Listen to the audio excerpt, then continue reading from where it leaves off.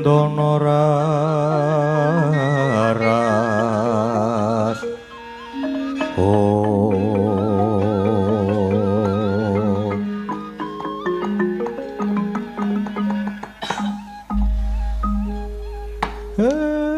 blegagak ugag sadulita wel Sinun niki kok Sinuwun Ndarawati janur Gunung Rawuh sudung kula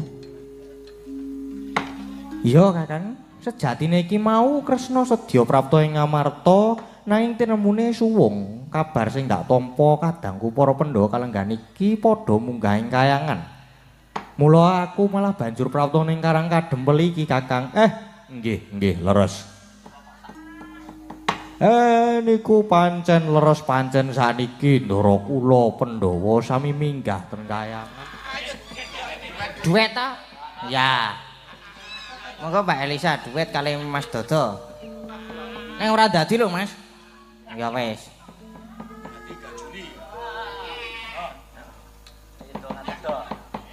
ayo Mas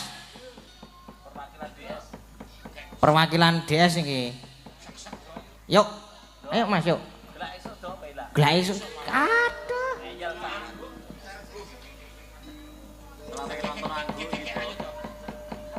les searching karo ngadeg nah saya berjalan saya dipaske sik kamerane nah spoti dan maju mandiri wedok iki mengulang dalang Seno Channel yang pertama ini kalau nebet di spoti ayo spoti kanca-kanca nah ini kok spoti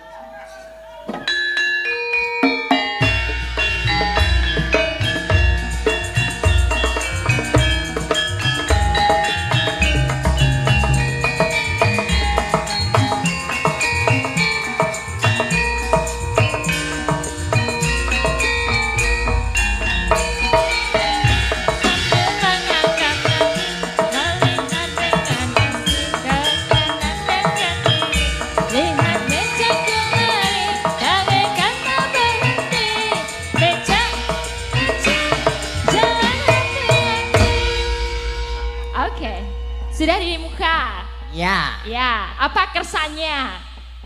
Nembang dong. Nembang apa? Nimbang ono katresnan. Imbang ono katresnanku. Aku sendiri aja atau ditambahin dong gitu, satu barang gono gitu. Biar dia dirubung gitu, ngerasain kebahagiaan. Milih Mas Dodo. Mas Dodo milih Mas Dodo. Milih aja. Iki dalang Seno Channel ulang tahun dadi kowe wenang. Ono milih yo. Alah, kae wae. Kae. Milih ada Agnes, ono Riza, ono Tatin, Ayu. Sapa? Yo Mbak Tatin. Langsung plerak. Oh, sapa? Oh. Curang. Sapa manut aku? Nostalgia iki. Milih sapa? Hah? Milih sapa? Sampean. Jarene ra masuk. Masuk. Ayo saiki yo. Awak gah aku nek dipaksa. Nek dimasuk-masuke gah aku. Gelak esuk. Ya wis esuk ya ben kok ngopo. Ya Mbak Orisa yo. Nah, Mbak Risa wae sing masuk. Orisa. Mbak Tatin. Wis yakin? Mbak Tatin lho, jare Mbak Tatin. Ya wis dimasuk-masuke.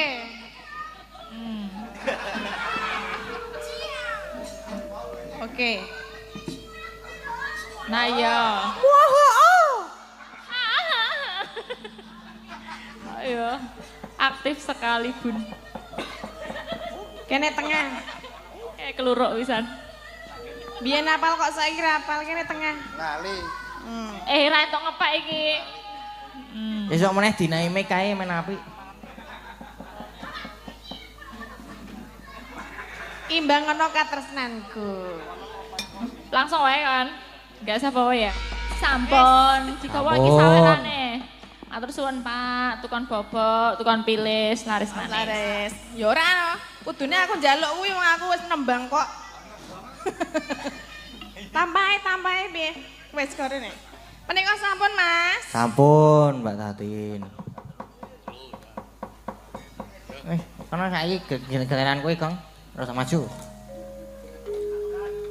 Mbok wis aku ki rasa wae. Iki mau wis aku wis seneng banget kok karo jadilan iki mau. Wis tenan ora? Ora. Seneng banget aku karo jadilan iki mau nonton jadilan wis. Wah bunga banget atiku.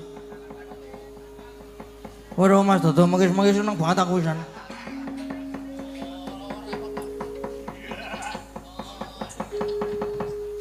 Lah iki arep ngopo? Lah ya biasane kewajiban bos, punakawan. Tak terakane, Bapak. Wah ya wis. Sono ndara. Sono sinuwun Kresna. Ayo kepiye? Wis rono wae to. Anu wae ya. Apa? Playon songo yo jawab biasa. Ya wis ngono ku ya ora apa-apa. Ya wis gak rono wae yo.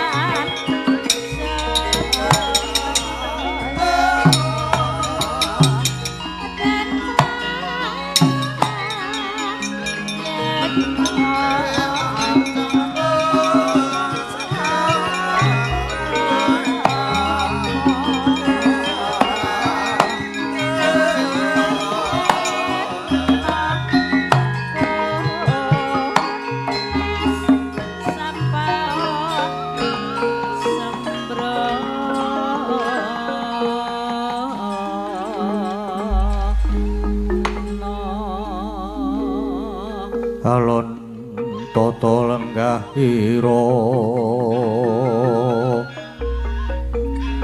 risang marata tameng tasih misuda andana raras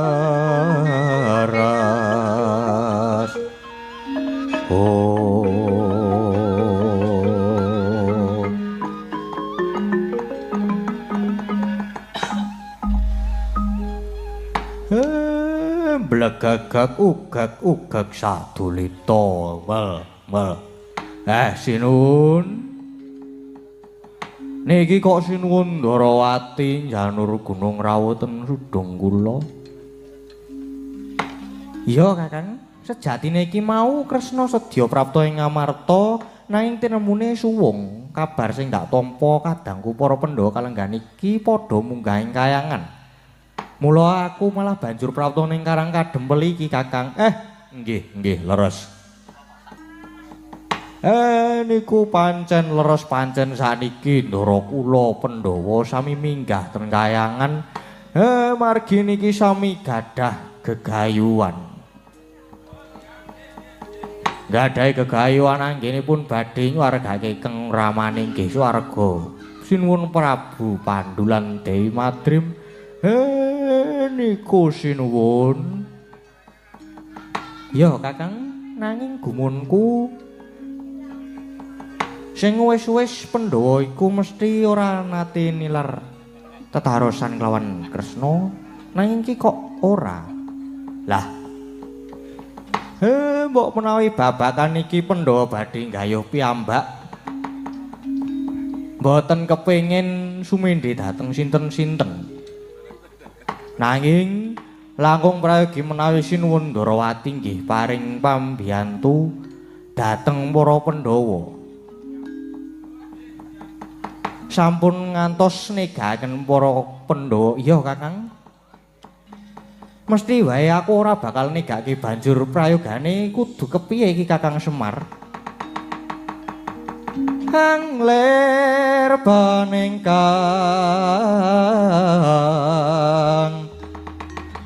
sinong mati gawe gelar darar yombak susutira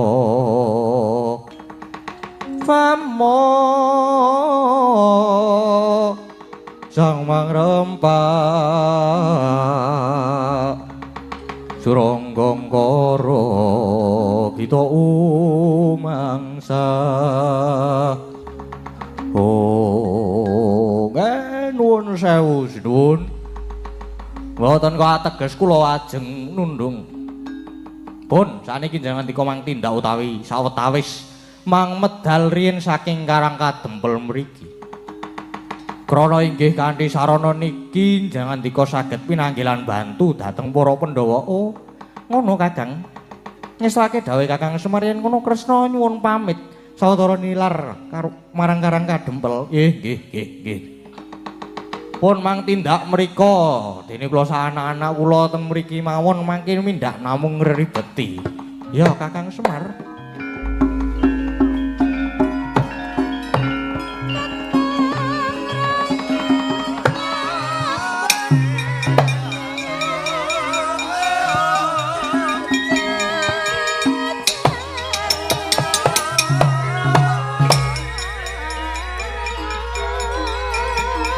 Tole ono wae.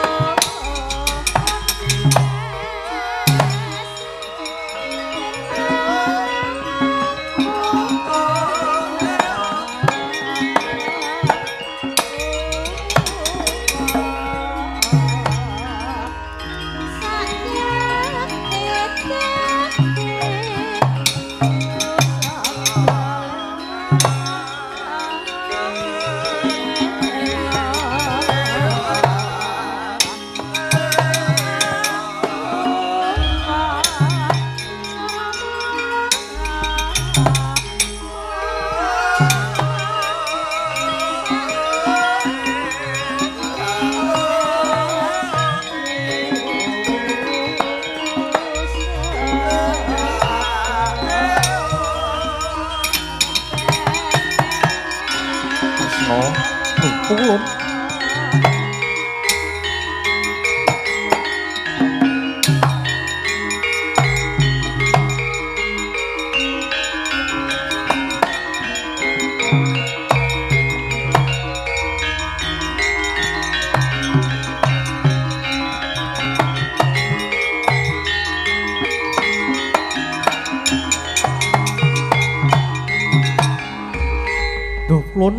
Rawuh paduka ingkang wayah ngaturaken sungkem pangabekti kunjuk wonten Nela Paduka Hyang Adi Pulun Narayana wis ulun tampa ndadekke bombong tias ulun lajeng cumadung dawuh wonten wigatos ing karsa ingkang kados pundi Pukulun dene kepareng ngarca padha merpeki dhateng kula Nggih Kresna pancen ulun merpeki marang jeneng kita ya merga kayangan iki ana daurus kok pengamu ing buta gedhe dewa-dewa ing kayangan mbuya ana sing iso ngendhake kita munggah ning kayangan padangna lelakon iki yo ngger oh inggih yen mekaten kula aturi sumingkah ya Kresna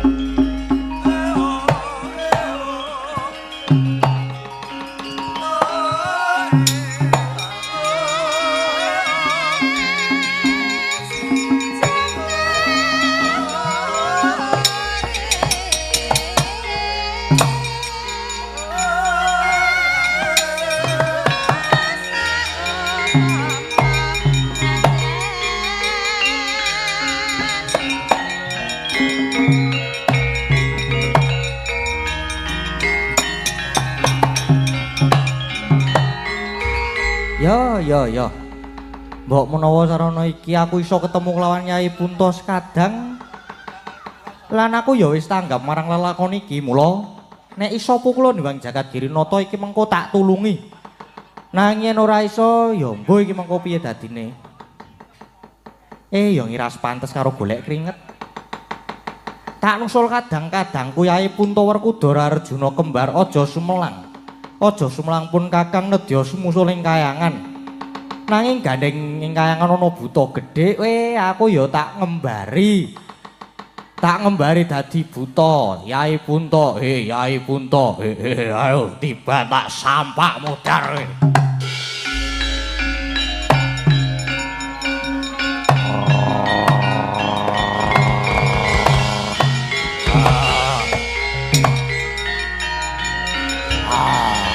Wah.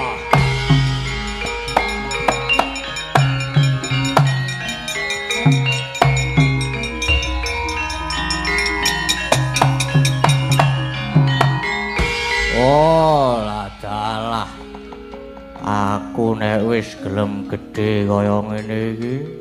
Oh. Gedhe yo gedhe tenan. Yo. Tak nusul munggah ning kayangan karo tak walike menyura ketemu dulur-dulurku.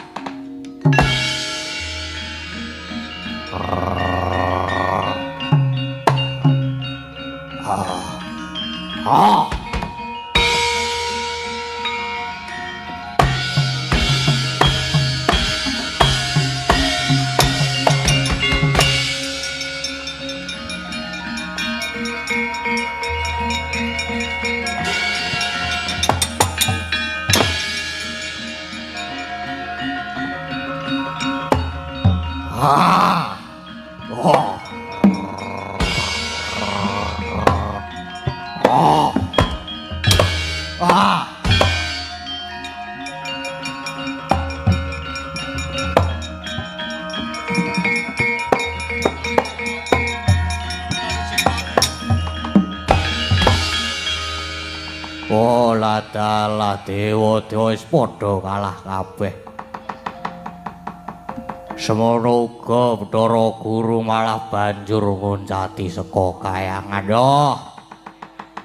Tak tanggunge mbok menawa guru arep golek jago sing kira-kira iso ngembari karo aku. Wah, tenan kae kok. Oh, ana buta gedhe banget kaya aku. Mbok menawa buta kae jagone dewa. Wah, rene yo.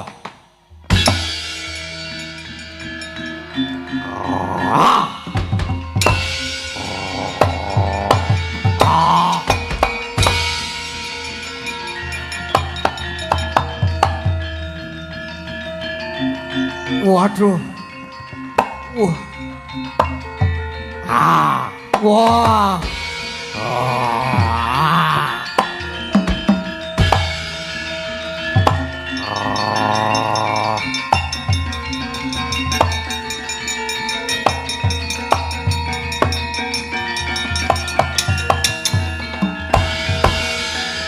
Lingsara saring malendreng maloyong sari do pangeran Siti Layung ya silayung semangging gunung ya la Siti ya silayung silayong semanggi gunung wah iki kok ana buta gedene padha karo aku. Sapa kowe dadak takon barang pangling po karo aku.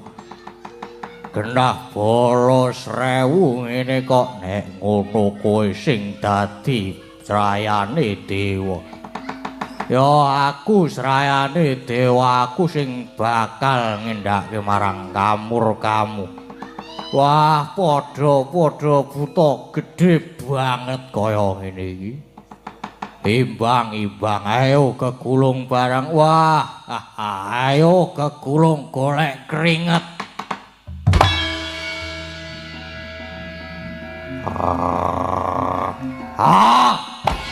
Wah. Wah. Woi.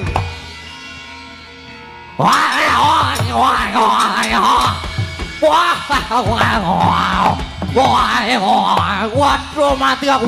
Aku waduh. Wah, ejan.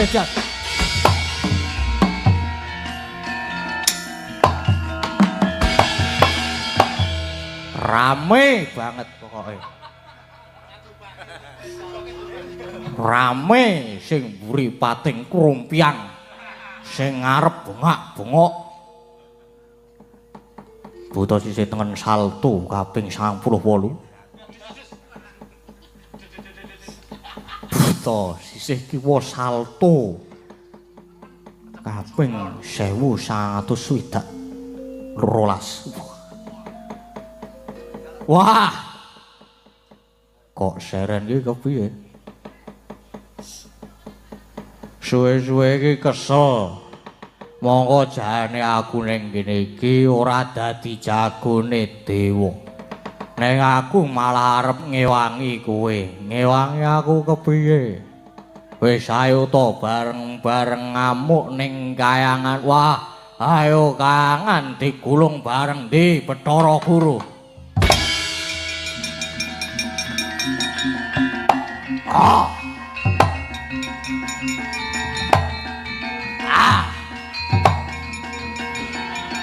Oh.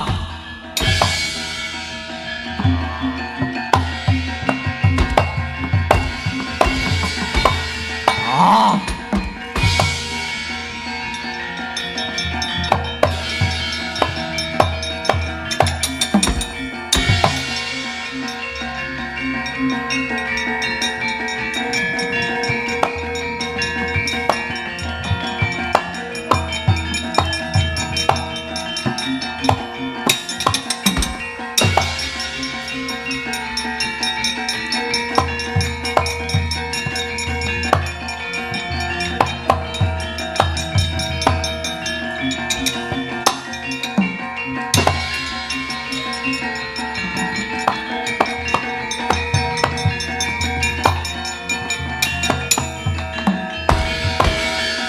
Kakang Narada pripun nyuwun tulung kaki Kresna dadi buta bala 1000 nanging malah sami ngamuk sareng. Lah, kasata saniki niku undu-unduanipun saniki ngaten. Nyuwun tulung Kakang Semar mawon. Kakang Semar.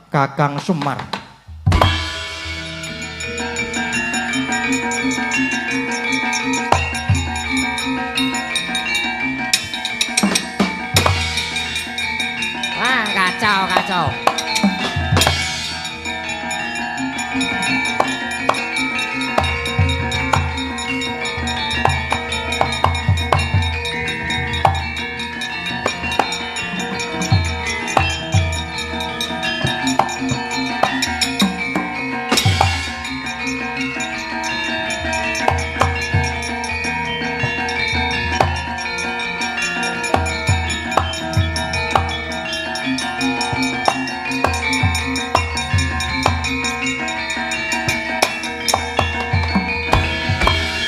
Kakang Semar, kula nyuwun pangapunten kalayangan malah kados ngoten kawontenanipun.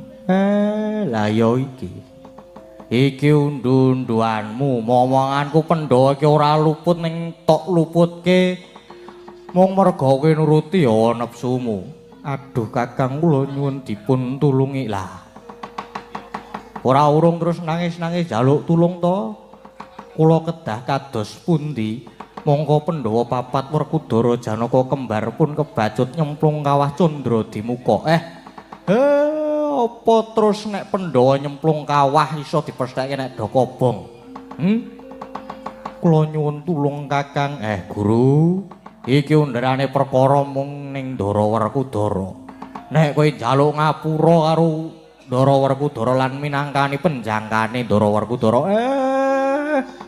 mesti kowe slamet wis saiki kowe nututi nyemplung ning kawah Candra Dimuka. Ngesuaken dawuh Kakang Semar.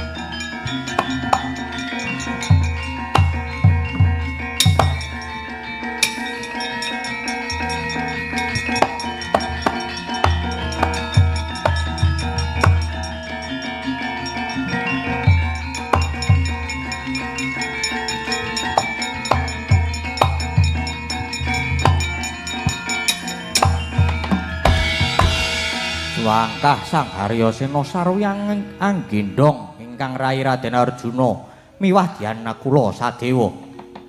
Dupiwus prapta ing kawah Candra Dimuka labet saka gedhening tekad lan panjangkane sigra anyebur ing neraka Yomani parandene awet saka luhur bebudene linambaran ati suci gani ning neraka ingkang manghalat sumingkir tebih karaos asrep adem ayem.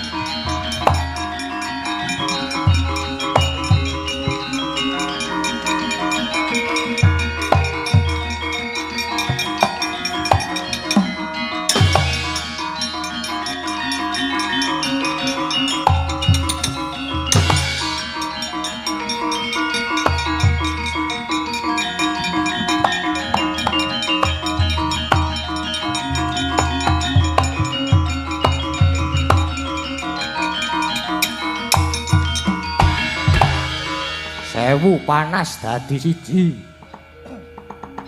sewu lara ingkang sinandang. Datanana nikmatmu pangat labet ing kono papane pasiksan kang datan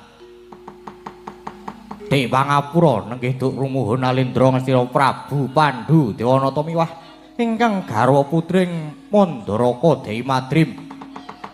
Kaya datanana siang lan dalu anane amung pasiksan lan pasambat kabrongot panasing geni Yomani sakecap Dewala datan kawijil sambating Prabu Pandhu miwah ingkang garwa. Apaning kono wis dodong marang kalepatanipun kang nalika semana parikedan nuruti krentek ingkang garwanem. Ya Dewi Madrim pilalu lila legawa prapting lampu sinendal mayang kacemplungaken ing neraka Yomani. Bauta kocap labet sentosaning tekad nggenira angugemi dhateng jejere. Satemah Yomani saya adem dangu karaos asrep ingkang mumpal mubaling geni ingkang manghalat-halat sakala saya nebih temah sirna bareng praptaning para Pandhawa papat.